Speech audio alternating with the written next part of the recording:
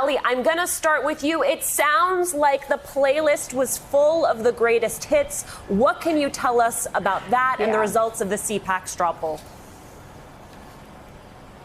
You know, Alicia, it was full of the greatest hits, but at the same time, I sort of had the mindset going into this after watching Trump all these years that after several weeks of not really being able to have any kind of a public presence since leaving the White House, how seemingly low energy this has been today, both in terms of the crowd's reactions and in terms of the way that he was on stage. I think in terms of content, it was also pretty predictable.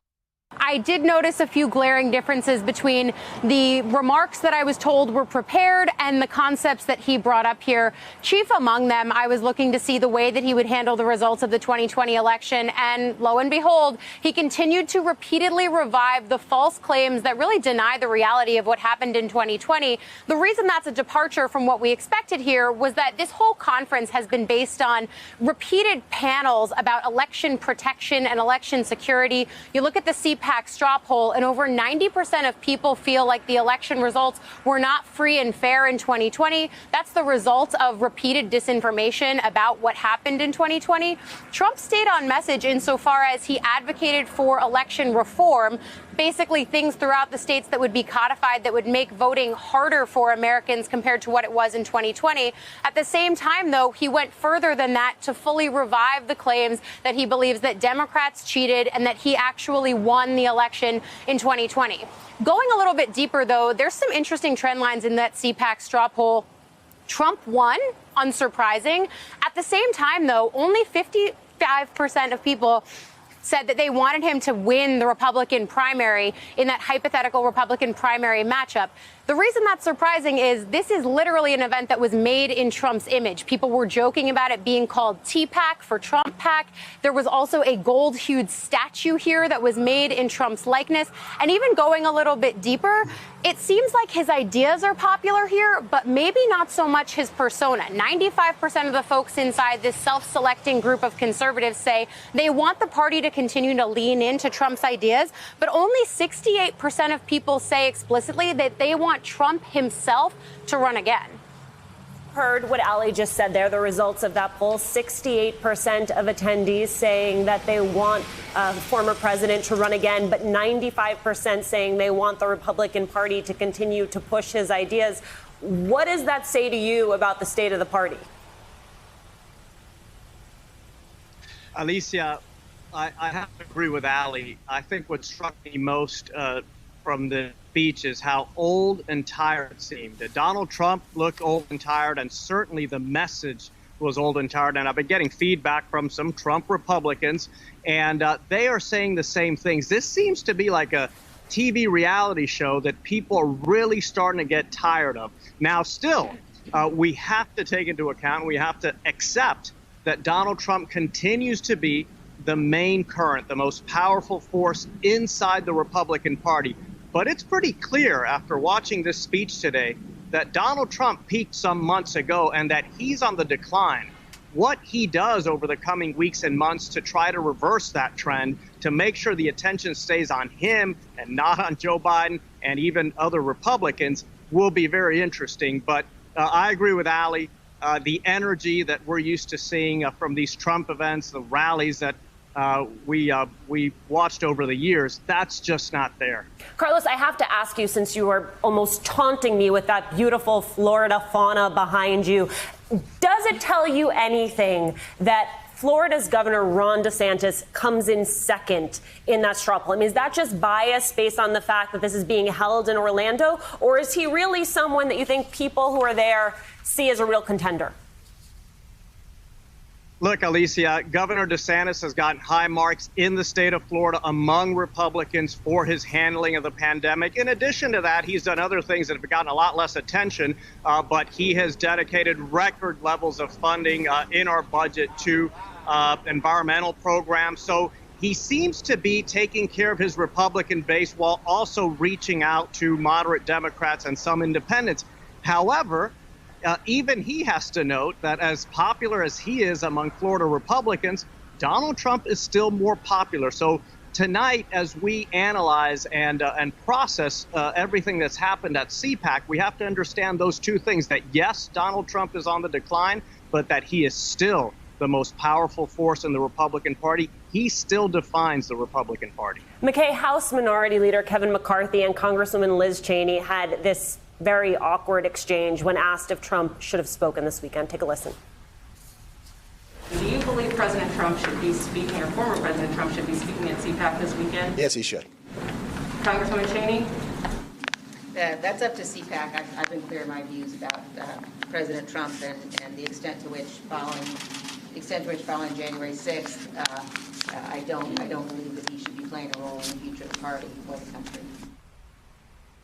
So, McKay, Trump had both of them in his crosshairs today, called them out by name for not supporting him at the same time that he was talking about the Republican Party being totally unified. I wonder, first of all, how you square those two things, and then what message that sends to other Republicans who have or are thinking of ever opposing him. Right. Donald Trump is doing something that he did pretty effectively throughout his presidency, which was that, from the very moment that he won the nomination, and certainly once he took office, he would pick these kind of petty, pointless fights with specific Republicans, often over things that didn't really matter, weren't really damaging his presidency, but it was a warning shot, right? It was meant to convey the message to the rest of the party that you better toe the line, you better be behind me or else I will come after you. The question that I have is whether he still is able to make those threats as effectively now that he's out of office. And given what, the other people on this panel have said, it's interesting because I think that the party, from watching CPAC and especially watching that speech, is in a holding pattern right now, right? They're waiting for somebody else to emerge. Donald Trump is, to mix metaphors, the main figure around which the party is orbiting. But that's right now. It's completely plausible that a year or 2 years from now, sometime after the midterms, several other people will come in and take that place. And that's where the party's waiting for. I'm always for a mixed metaphor. Ali, here's what Trump said about how he won't be starting a third party. We're not starting new parties. They kept saying, he's going to start a brand new party. We have the Republican Party. It's going to unite and be stronger than ever before. I am not starting a new party. That was fake news. Fake news, no. Ali, that was fake news that came from him and from his orbit. What were his discussions about a potential 2024 run? Yeah, well, it's good news, I guess, for some Republicans that he's not striking out on his own. He pretty sarcastically said that it would be a brilliant idea because it would fracture Republican support. That being said, he's staying in the Republican Party, but it doesn't mean that he's going to be helping all Republicans equally. I think the really interesting trend as we go forward, and while we've been on the air, he started attacking Republicans by name, people like Liz Cheney, Mitt Romney, Ben Sasse, all of these folks who have acted against him in some way.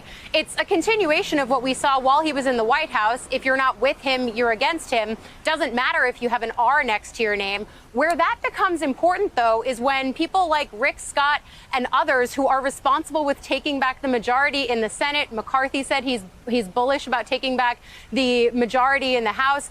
That's great, except Trump needs to march in lockstep with them, and that's not necessarily a guaranteed thing. There are several Republican senators who are up for re-election in the coming years who have acted in a way that Trump does not like, and some of them he just called out here at CPAC. That's going to be the juggling act that we see from Republican leaders. Even those who support him, they're going to be put in sticky situations electorally as Trump acts against the party's best interest, but in his own best interest. It's that selfishness that we've talked about for Trump, the leader of the party, but not the leader of the party in a way that all Republicans fare the same with him. They have to be with him in order to get his support and his help. McKay, you should feel free to add color to that juggling act that Ali was just talking about. But I also want to ask him, how much of him staying in the spotlight is about his need to continue to raise money? Yeah, it's a great point. This is a guy who is not without financial problems. Certainly, if he wants to continue to do political travel, he would like for that to be paid for by his political action committee. And, look, his business empire took a major hit, especially as the way his presidency ended with January 6th. And so he is somebody who has to continue to raise money. He wants to remain relevant. And that's partly because of the attention that he wants, but it's also because, he needs money, and he needs to continue to be in the spotlight for his family to continue to live the lifestyle that they've become accustomed to. And not a man without money problems. Hey, thanks for watching our YouTube channel. You should know that you can follow today's top stories and breaking news and catch up on your favorite MSNBC shows all in one place. Download the NBC News app today.